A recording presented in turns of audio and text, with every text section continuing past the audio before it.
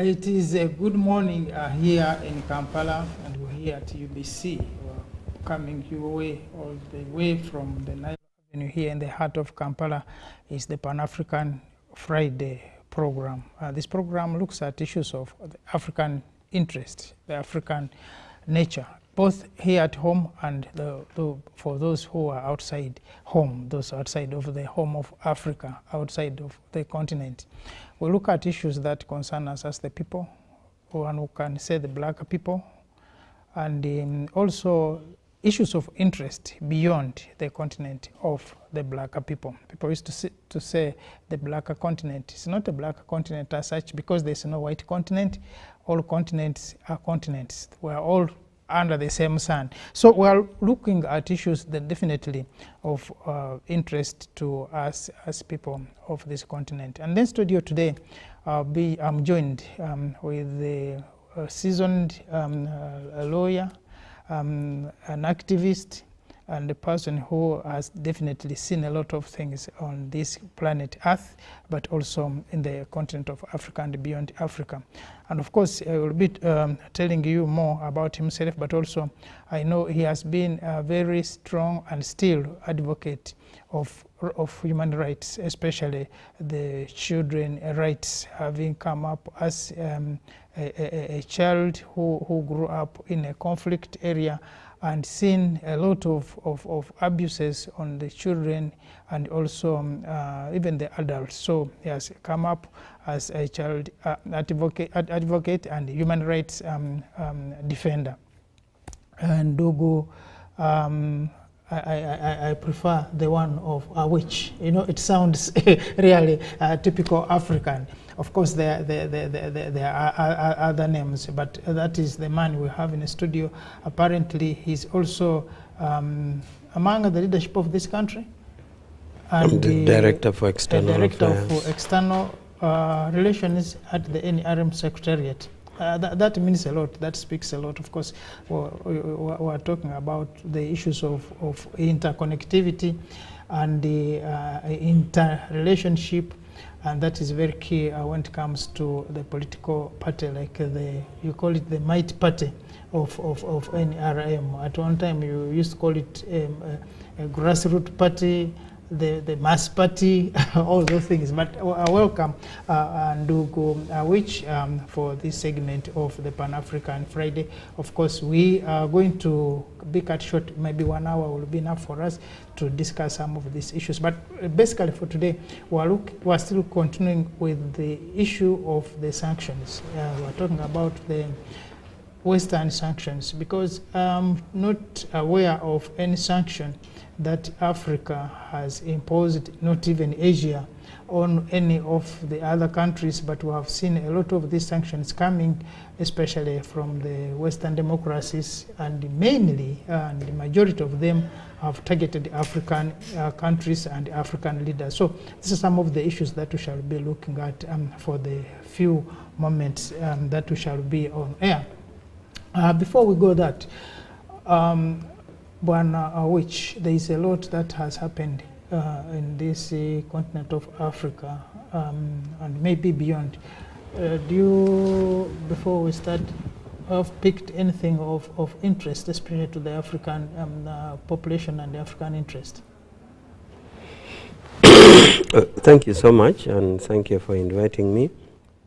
As you stated, we shall have only 1 hour. If you invited me to share my thoughts, possibly if you give me 45 of those minutes, and you just because if we share 30, then I won't say much because you're always here. Yeah, sure. So if we share 30, I won't have much.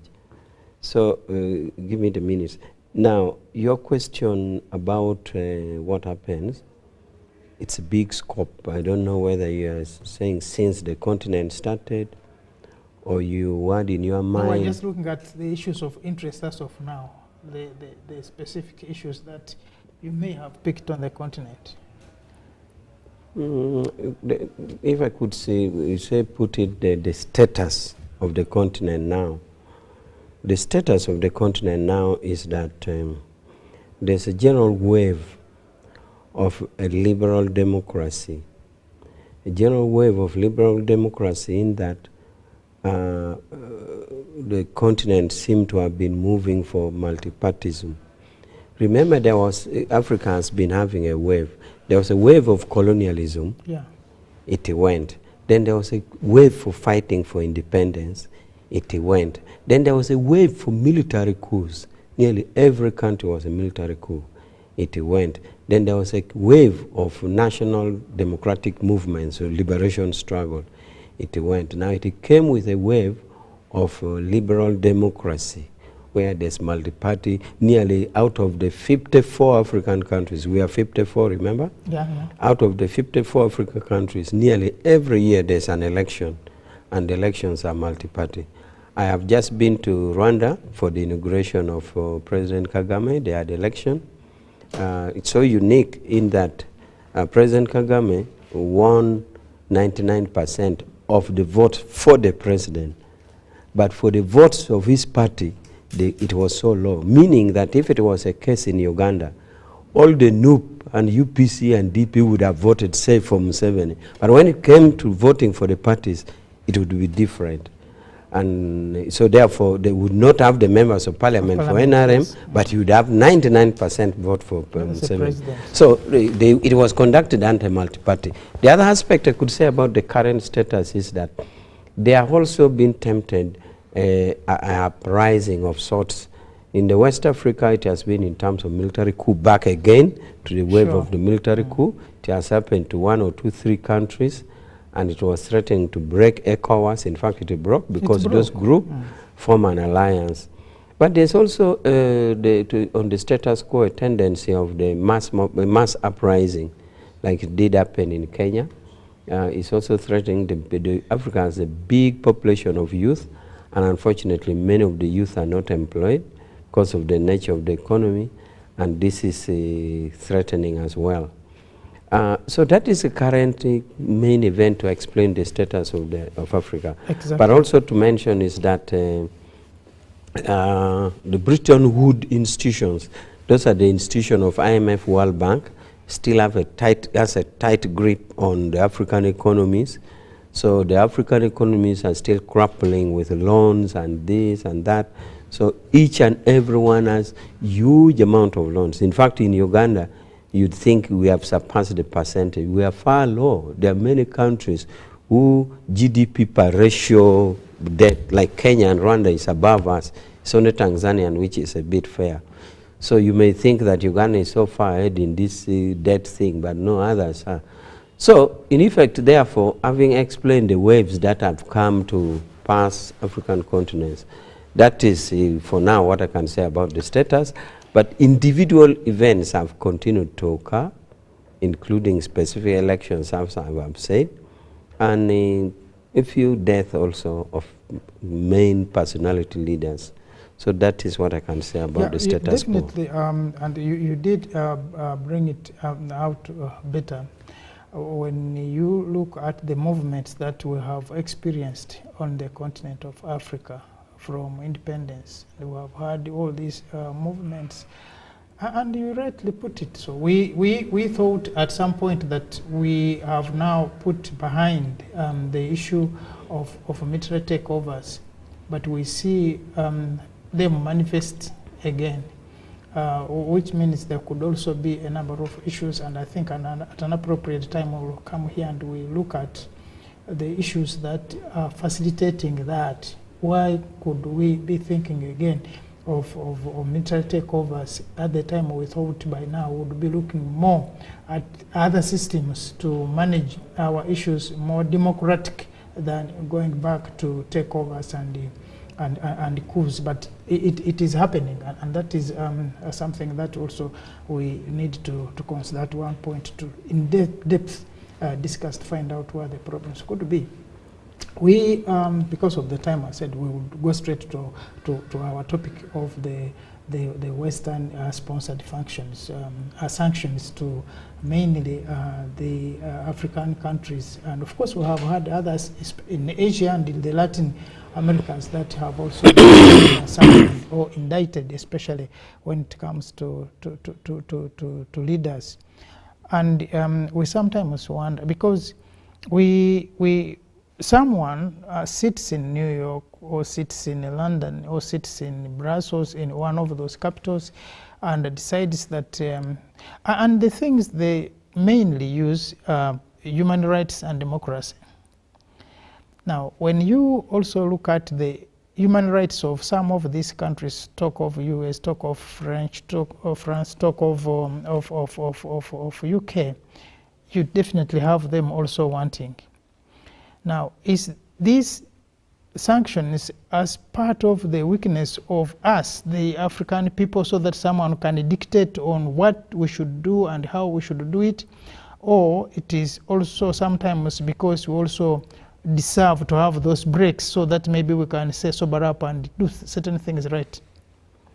Well, sanctions, by definition, are decisions which are taken to prohibit somebody in one way or another. It is a way of prohibition, a way of containing someone. In particular case, there could be two types of sanctions. There are sanctions which are imposed by a multilateral body, and there are sanctions which are imposed by individual states. If you have a sanction of multilateral bodies, you can have, say, a sanction imposed by East African Community States, which is a decision in, say, Arusha. You can have a sanction imposed by African Union, which is a decision made by the 54 countries in accordance to the procedure in Addis. You can have a sanction imposed by United Nations with the 193 member states, because there are 193 countries all over the world. Exactly. So it can be this. But UN Security Council has also been imposing sanctions, meaning the membership of the 5 permanent members of the Security Council plus other elective members, they constitute around 15. So this one would be sanctions which you call multilateral sanctions. Sanctions decided by a forum of states. It has happened in the United Nations, for example. Since 1963, United Nations has been imposing sanctions. Yeah, I know. You have also been part of the yes, I've been in UN. I've been in UN, yes, for 8 years. But the sanctions that have been imposed, and you could say democratically imposed sanctions, meaning sanctions agreed by states that this thing is wrong, we have to impose sanctions, could be sanctions like against South Africa. Yes. South Africa under the apartheid regime had a policy of saying blacks and whites should stay separate, that they should take their separate development. But it was against the blacks, because the blacks had no schooling, no health system, all that. So, and it was the official government policy of apartheid. Now, the world saw it as bad, and the world imposed the sanction through United Nations General Assembly. However, it is worth noting that 2 important countries, or 2 strong economies, purported with the strong democracy, opposed it. United States opposed the sanction against South Africa, and United Kingdom, under the Prime Minister then was called Margaret Thatcher, they continued to purport a policy called constructive engagement with South Africa. Exactly. Meaning, the argument was that should you impose sanctions against the South African regime, it will hurt the black. But the blacks said, but we are the ones calling for it. So why are you crying more than the bereaved? How do you come to my home, I've lost my son or daughter, and you cry more than me? The blacks are saying it is us saying impose sanctions. So sanctions was imposed against the South Africa. Uganda was an active member in that sanction, to the extent that Uganda passport used to read to all countries except South Africa. We opposed the sanction, and we told our citizens that don't go to South Africa as a bid to impose the sanction. So in our passports, Ugandan passport used to read to all countries except South Africa. But Margaret Thatcher, the Prime Minister of UK by then, and Reagan, Ronald Reagan, the President of America, continued to peddle the idea of constructive engagement with South Africa. Including supplying them with arms. Yes, that was one sanction. The other sanction was against Angola. The Angolan sanction was not against the government of Angola. It was against UNITA, to stop them from arms supply, military vehicles, all that, and confiscate their money. So I'm just giving two examples of sanctions which are imposed by multilateral. And these sanctions always are democratic because it is agreed by states in a particular forum. And voted on, yes. Now, there's the sanction which I said, which is unilateral, and that is a sanction which is really causing a lot of debates. Sanctions decided by one government to impose sanctions on, say, a country or on individuals. On the part of the country is more painful because, for example, United States has used it. They pass it through an act of parliament. United Nations passes an act of parliament imposing a sanction. It has been done on Cuba, it has been done on Venezuela, it has been done on Iran, and a few other countries. This is a unilateral sanctions because it's a decision by one government, a decision by one person. In fact, in the case of America and Cuba, even the American people say, no, it is not our decision. It is a decision of somebody in Washington. So this is the nature of sanctions. Now, as to whether we bring ourselves on, maybe I talk about sanctions on individuals. Individuals, yes, also. The individual sanction, some people thought it doesn't work. The individual sanction can also be imposed by multilateral bodies or individual governments. For example, United Nations can decide that a particular leader, say Savimbi, a particular leader, Savimbi, should be sanctioned. So that is also a multilateral sanctions on individuals. But the other debating part is the sanction of individual states on individuals. The argument is that I am United States, and you are, for example, say, give an example, you are, say, for example, let me put the Vice President of Uganda. So me as United States, I don't want to deal with you. It is my right. So if I don't want you to come to my home, then don't come, it is my home. So that is the logic beyond, by which they argue.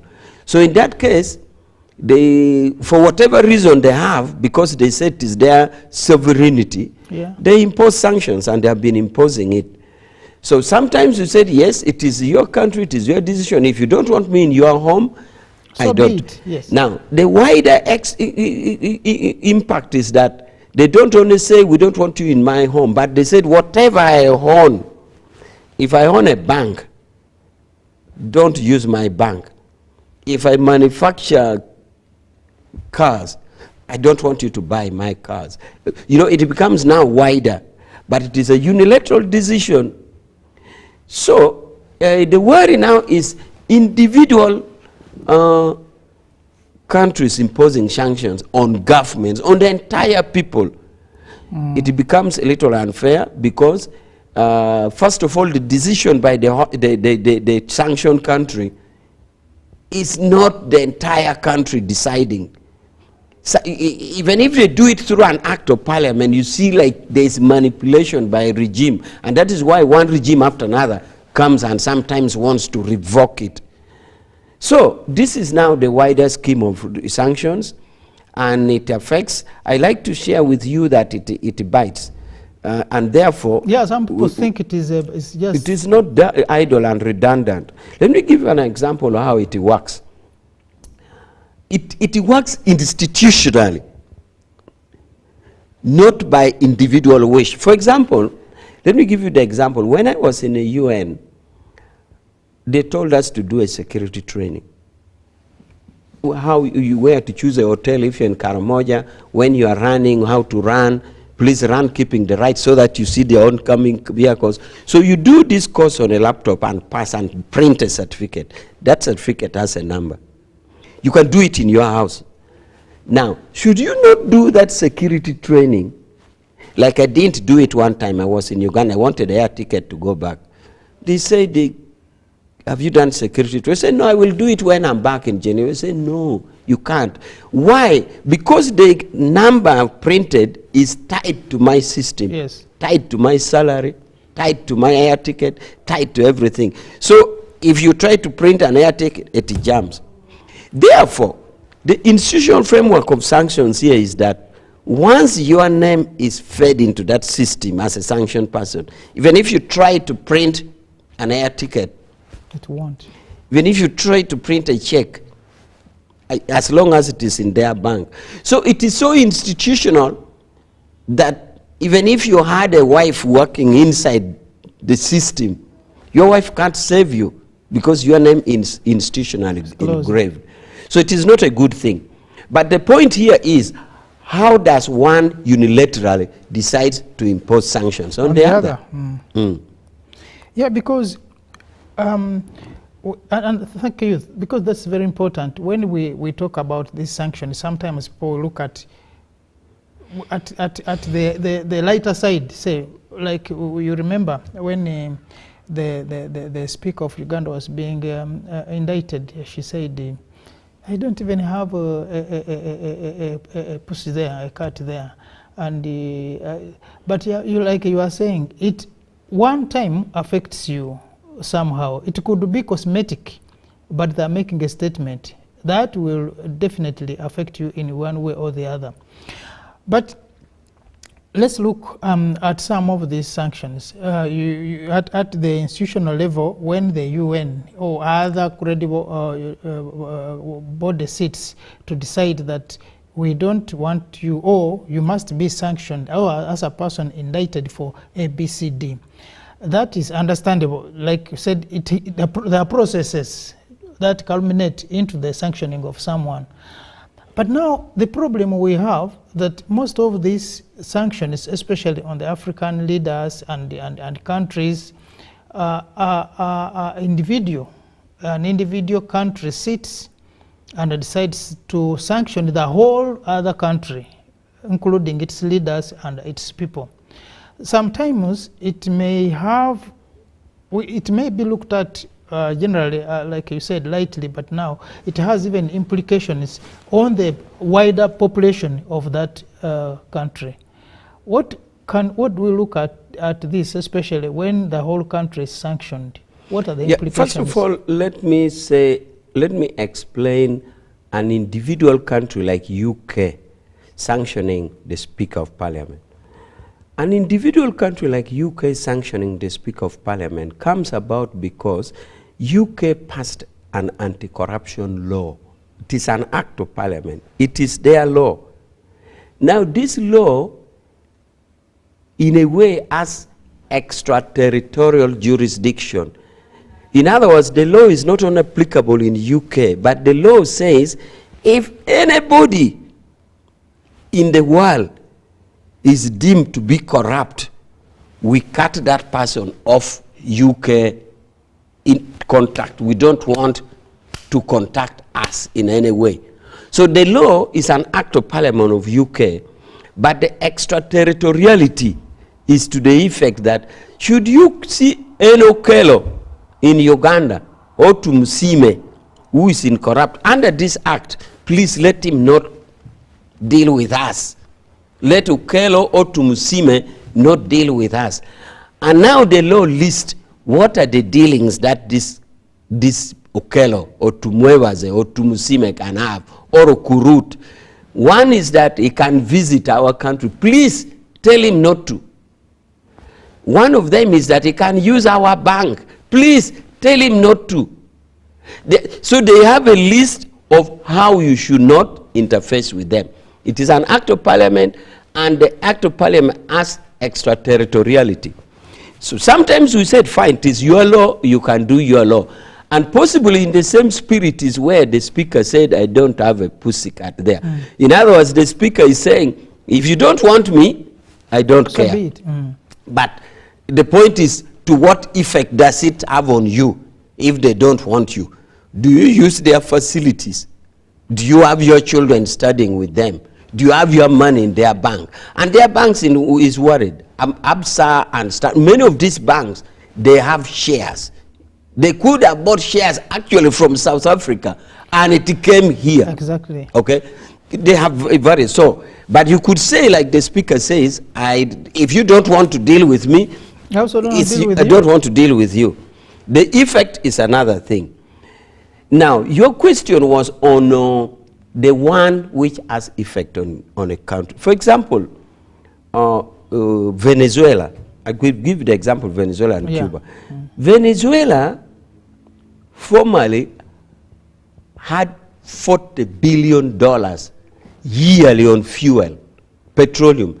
They have the biggest deposit and the best quality. Now, the sanctions which was imposed, not by UN, imposed by America, reduced the income of Venezuela from 40 billion to mere $400 million. In other words, Venezuela lost $39.6 billion. And this has drastically affected the country. You really see the citizens are really shouldering on. I was in Caracas and I know what it means. You see how the citizens are shouldering on. So this is a one-person unilateral sanctions. And let me talk to Cuba, then talk of the third-party involvement. Now, on Cuba, it has been one of the longest sanctions. And yet, on 30 resolutions in the United Nations, 1, 2, 3, 10, 15, 20, 30, in 30 resolutions in the General Assembly, the world expressed a position that that sanction is wrong. And unfair. In all the 30 resolutions, 193 countries, only 2 countries vote against, USA and Israel. Even UK, which is a strong ally of US, France, German, they all say it is wrong. 30 resolutions, only Israel and US has opposed it. And yet, it has worked on Cuba so much that even during Corona, Cuba could not get oxygen because of these sanctions. It's so painful. Cuba couldn't get oxygen because of this. Now, let me talk about the third-party aspect of these unilateral decisions. The third-party aspect is that if Cuba could say, if like the way the Speaker of Parliament said, Cuba can say, if US doesn't want us, it's okay, it is their right. But now, the law which is passed in the Parliament to enforce this sanction binds other third parties. For example, it says European Union member states, citizens, have automatic visa in US. For example, if you're French and you're flying to America, you fly, you don't need a visa, they just welcome, stamp your entrance in the country. But the other law says that should you visit Cuba, you European Union citizen, you now lose your right of the visa. And yet Cuba was getting 1 million tourists every year from European Union. Yes. So the idea is now, so in effect this sanction now binds a third party. In other words, European Union is saying we have no problem with Cuba. Then the unilateral sanction says, okay, if you have no problem with them, you go there, you come here. It goes on and on.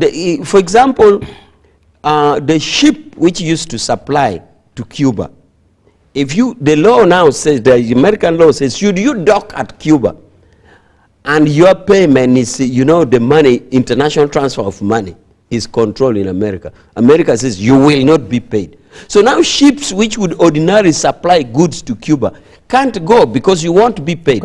So that is the third aspect of, and it is applicable also to persons.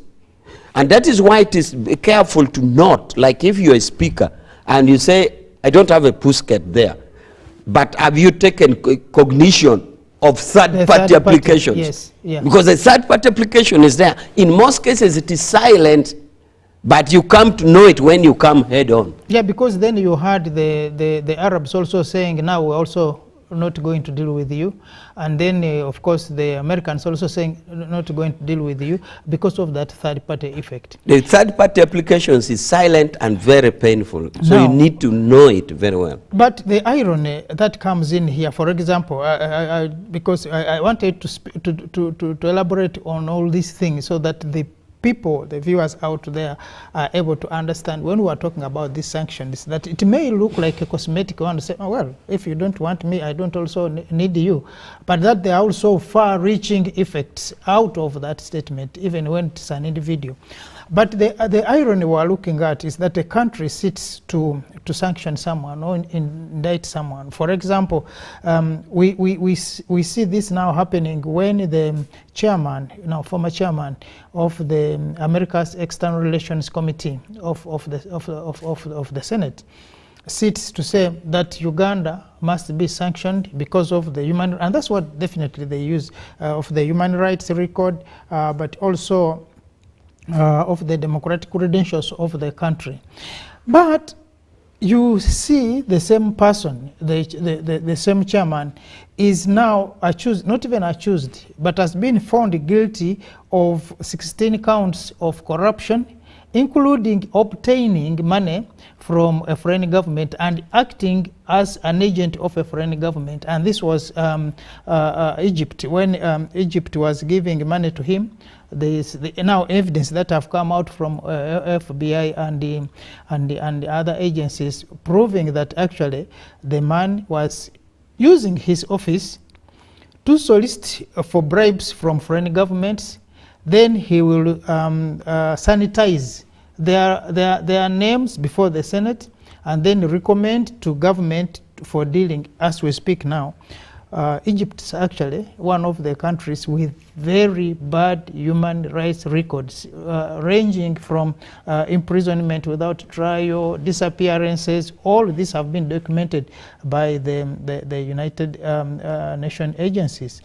But because this guy was given money, was also because when they were raiding the house, they also found there pieces of gold which was given to him by the Egyptian government. But not even stopping at that, the government of Egypt also got money, about 10 billion, which they gave to the Trump campaign, and all those documents have now come to light. Now, if that was an African country, trust me, that country would have been sanctioned. The chairman Menendez must have also been sanctioned, and even the president could have been sanctioned. Now, why this? Is there also a prefect who can say, now look, this is also wrong? Can UN, for example, intervene here and say, no, this is also wrong, because you don't sanction people just because you're being paid. That is bribery of the highest order and money laundering. But at the same time, can we, as people of Africa, the African Union, sit down and also cause some sanction? Well, you have asked many questions. I hope I'll be able to discern them and see how to answer them. But I think the overall thing here is that there are still issues with our big brother, who really we have been looking up to them as leaders of the civilized nations, particularly America. They are not as clean, especially the Menendez question, who was the chair of the Foreign Committee. First of all, their assessment is unilateral and not institutional. Exactly. Because my experience in UN tells me that if you are to assess a country, you don't assess a country on individual acts. You assess a country on institutional framework built. For example, if you say soldiers, UPDF violate human rights, or soldiers kill somebody, it's okay. A soldier can kill a person. But to assess Uganda, you must assess Uganda into its institutional framework. If a soldier kills, what does the army do? Does it celebrate or does it punish? then you have to check into the laws of UPDF. What does it say about this? If the law is there, then you check what does it do. Does it constitute a court martial? If it does court martial, are there evidence that court martial sits? How many people have been punished? How many have been sentenced? Like in the case of UPDF, others have been sentenced to 40 years or others to death. So then in that case, you will say, okay, soldier can kill, but we know this government has the law to prohibit soldiers from doing this. Yes. It has a court martial to punish those, and we have evidence that they have punished those who have done it before. Now, these ones just jump and they don't assess government's institutional framework. They just come and unilaterally declare you are undemocratic, whatever. But even then, the law of equity says, he who seeks equity must come with clean hands. Yes. Now, if this chairman is coming with dirty hands, and yes, it is on the strength of his decision that the whole United Nations is acting, then this is unfair, because he himself has come with dirty hands, is corrupt, is a thief, is whatever, and it is their court which have found it. Exactly. Therefore, how then do we value decisions which had in the past been made on the account of his recommendation? The court ruling itself should invalidate all decisions that are made. Even if he had said Uganda was violating human rights, he should now be scrapped off, because he is dirty. Himself, yes. He is dirty. Now, on the ability of African Union to do it, African Union can come with any pronouncements or any resolutions, but sometimes any resolution you made, or what the decision to make a resolution is influenced by your ability of enforcement. If you're going to make a decision or a pronouncement which is not enforceable, then it is as good as useless. Remember, these powerful countries which even pass unilateral decisions, they have enforcement procedures. And that is why when European Union decides that for us we have no problem with Cuba, they get a way of enforcement, because they know European countries go to America. Exactly. They go. So they have enforcement procedures. To the extent right now in Europe, there are radio announcement telling European citizens that if you go to Cuba, you lose your right to a visa to United States. So it means if you, a Belgian or a French who has visited Cuba, now you have to apply for a visa like a Ugandan, and they will ask you, why did you go to Cuba? Exactly. What were you doing? Yeah, because I know one time we had some people visa refused, not even Europeans, Ugandans, because they had the stamps of Cuba in their passports. Yes, and so that's enough. So they will tell you that they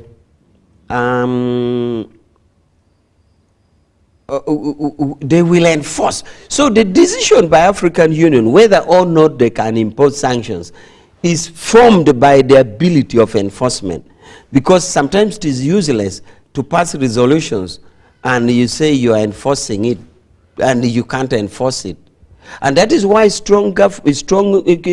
powerful countries go away with it, because they have enforcement procedures. Yes.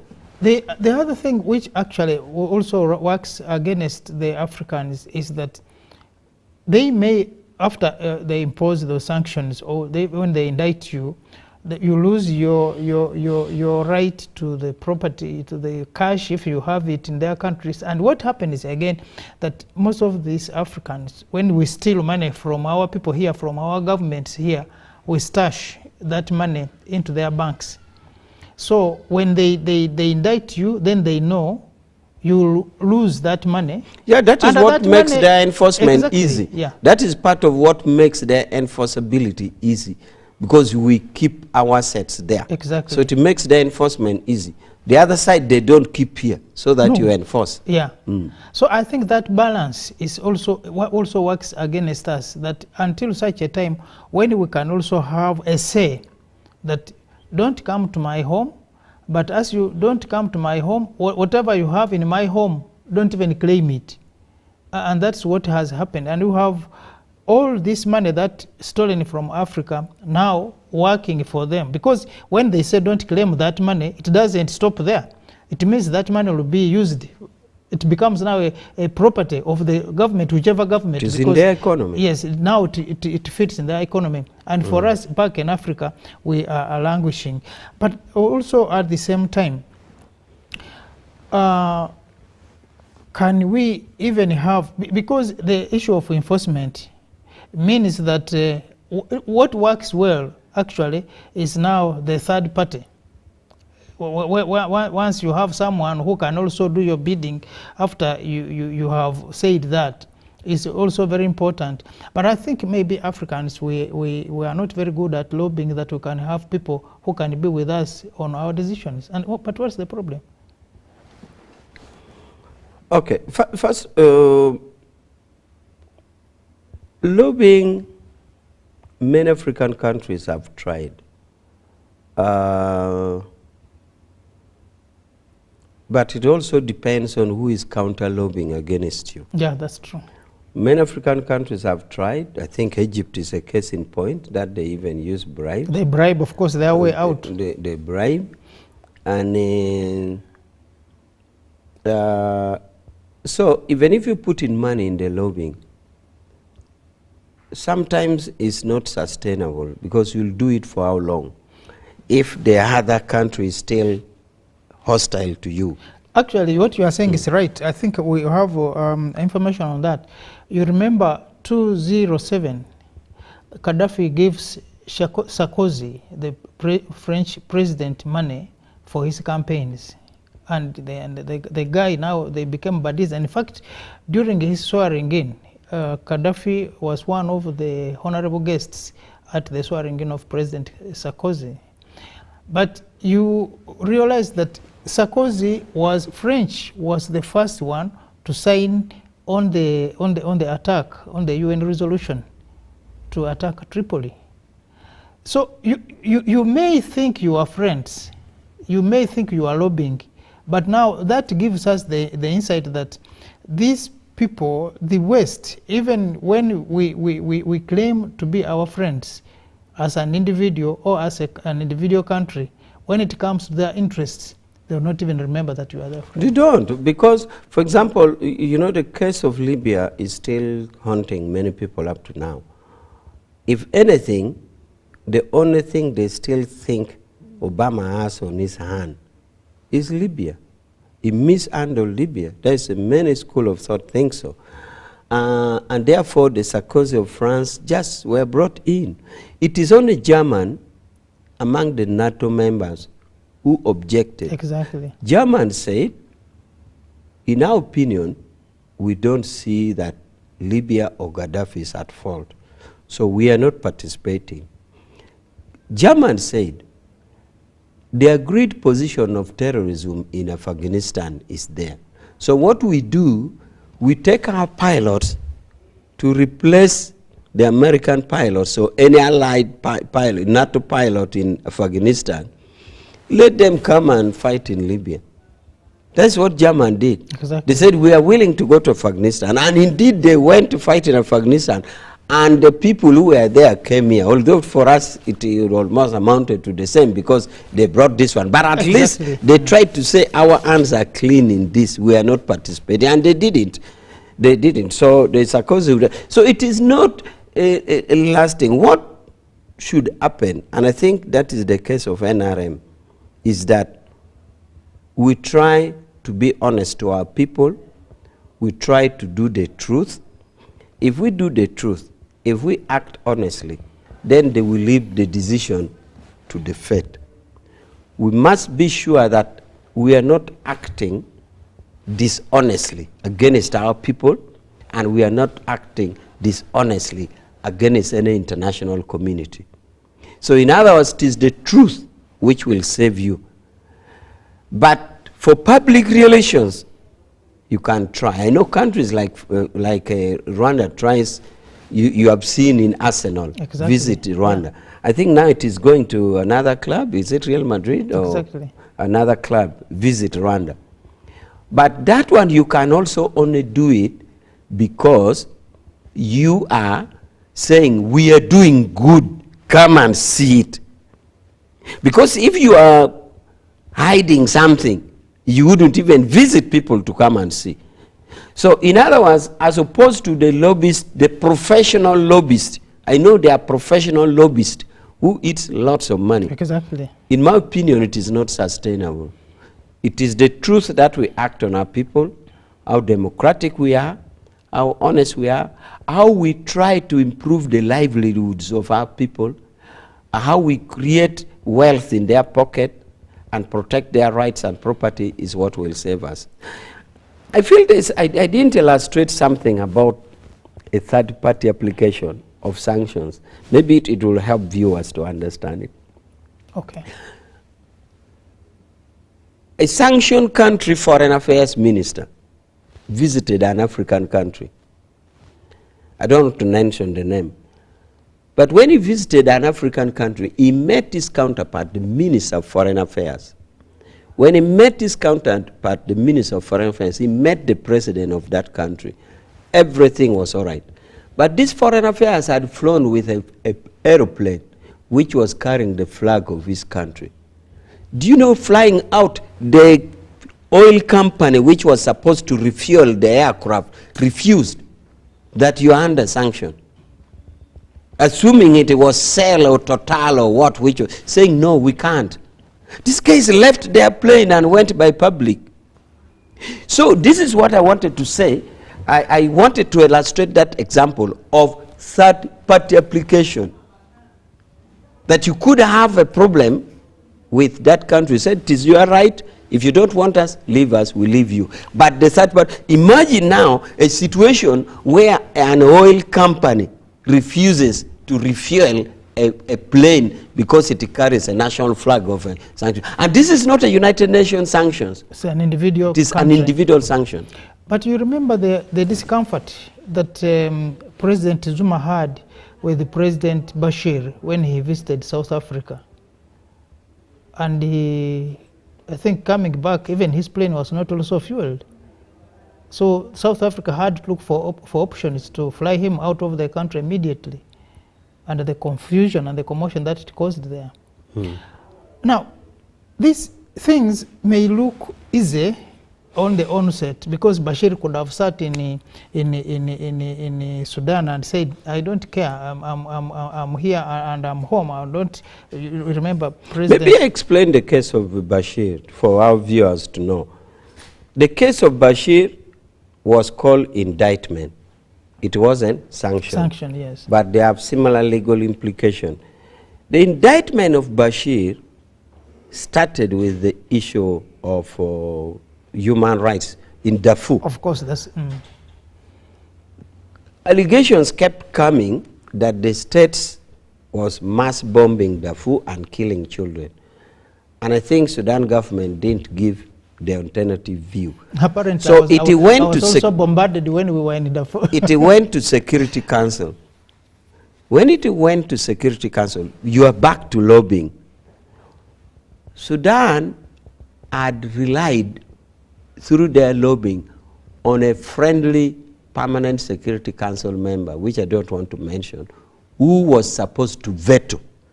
Because if a Security Council member says no, the motion dies. If one says no, the motion dies. So this friend, in the process of lobbying, you have given the example of Gaddafi and the French guy. This was a very serious example. The person who was supposed to lobby simply abstained. Abstain means at the time of voting he walks out. Yes. And yet that was the hope. So the Sudan was very sure this motion was killed. So now, in the case of Bashir, it looks like a democratic decision was reached because it was not a unilateral, but a Security Council matter. So you know it is a democratic institution of Security Council. Forget the fact that we are still questioning the nature of Security Council, exactly, where Africa doesn't have a permanent seat. But be as it is, the Bashir thing looked like it was democratic. Genuine, yes. And therefore South Africa, which was a member of ICC, what you call the Rome Statute, the International Criminal Court, South Africa was bound to implement the decision of Security Council by arresting Bashir. But of course, the sovereignty objective. But you can see the complications that it brings. Yeah. So, therefore, the lesson we learned from Bashir is what we had already said, the unsustainability of lobbying. Yes. It can let you down at the last minute. At the last moment. That is how Sudan was let out. They had thought that the sanction would not succeed because they had a a friend had told them, we shall veto it. And vetoing was just a matter of saying, no. Yes. Just N-O. No. And we have been saying here that Africans should wake up. Until you are in the Security Council, you have no friend.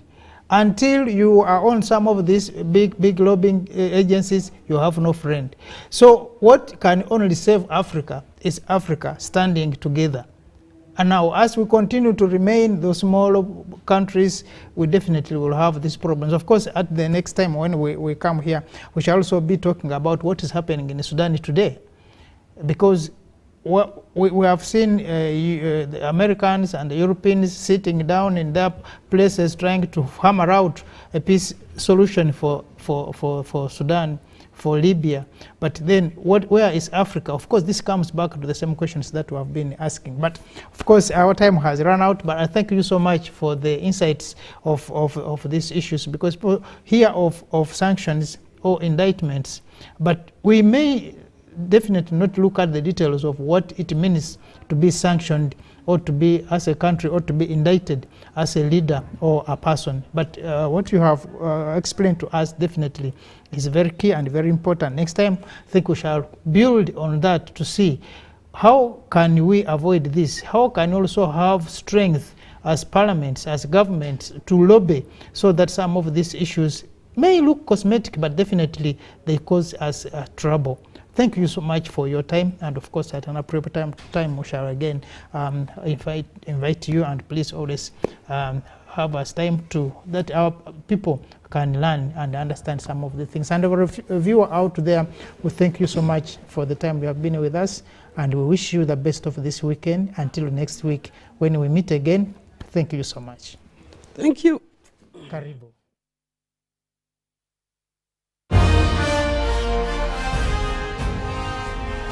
Live from UBC Studio.